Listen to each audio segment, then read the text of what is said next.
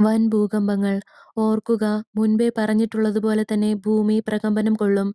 മനുഷ്യവംശത്തിന്റെ പാപങ്ങളുടെ നേരിട്ടുള്ള പരിണതഫലമായി ഭൂമിയുടെ മൂന്നിലൊന്ന് ചൂടുകൊണ്ട് ഉരുകും.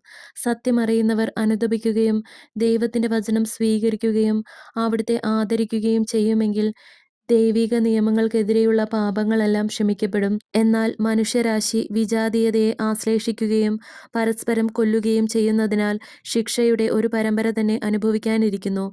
ദേശത്ത് ശക്തമായ ഭൂകമ്പങ്ങൾ സംഭവിക്കും. അവ ഒന്നിനു പിറകെ ഒന്നായി ഉടൻ തന്നെ സംഭവിക്കും. രൂക്ഷമായ കാലാവസ്ഥാ വ്യതിയാനങ്ങളും തണുപ്പിൽ നിന്ന് ചൂടിലേക്കുള്ള പെട്ടെന്നുള്ള മാറ്റവും ഉടനെ തന്നെ സംഭവിക്കും. ഇനിയങ്ങോട്ട് ഋതുക്കൾ മുൻകാലങ്ങളിലായിരുന്നതുപോലെ ആയിരിക്കില്ല. വെള്ളപ്പൊക്കവും സമുദ്രത്തിലെ കൊടുങ്കാറ്റുകളും ലോകത്തിന്റെ വിവിധ ഭാഗങ്ങളിൽ ഇനിയും കൂടുതലായുണ്ടാകും. ദൈവത്തിനെതിരായ ദുഷ്ടനിയമങ്ങൾ നടപ്പിൽ വരുത്തുന്ന രാജ്യങ്ങളെ ഭൂകമ്പങ്ങൾ പിടിച്ചുകുലുക്കും. എന്തുകൊണ്ടിങ്ങനെ സംഭവിക്കുന്നു എന്ന് എന്നെ അറിയുന്നവർക്ക് മനസ്സിലാകും.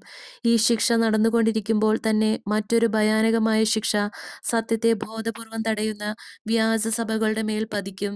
എന്റെ അടുക്കൽ നിന്ന് കവർന്നെടുത്ത ആത്മാക്കളെ പ്രതി അവർ ഏറ്റവും കൂടുതൽ സഹിക്കേണ്ടി വരും. യുദ്ധം രൂക്ഷമാവുകയും അനേകം ജീവനുകൾ നഷ്ടപ്പെടുകയും ചെയ്യും. വിവിധ ദേശങ്ങൾ പലതരത്തിലുള്ള പ്രശ്നങ്ങളിൽ അകപ്പെടും. കൃഷികൾ നശിക്കും. നിങ്ങളിൽ അനേകർ നിങ്ങളുടെ ഭരണകൂടങ്ങളാൽ പീഡിപ്പിക്കപ്പെടും. ആദ്യത്തെ അടയാളം ഭൂമി കൂടുതൽ വേഗതയിൽ കറങ്ങാൻ തുടങ്ങുന്നതായിരിക്കും.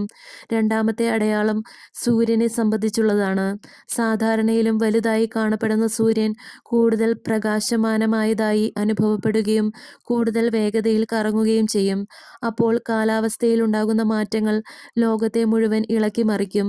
ആ മാറ്റങ്ങളുടെ അർത്ഥം ഭൂമിയുടെ പല ഭാഗങ്ങളും നശിപ്പിക്കപ്പെടും എന്നതാണ്.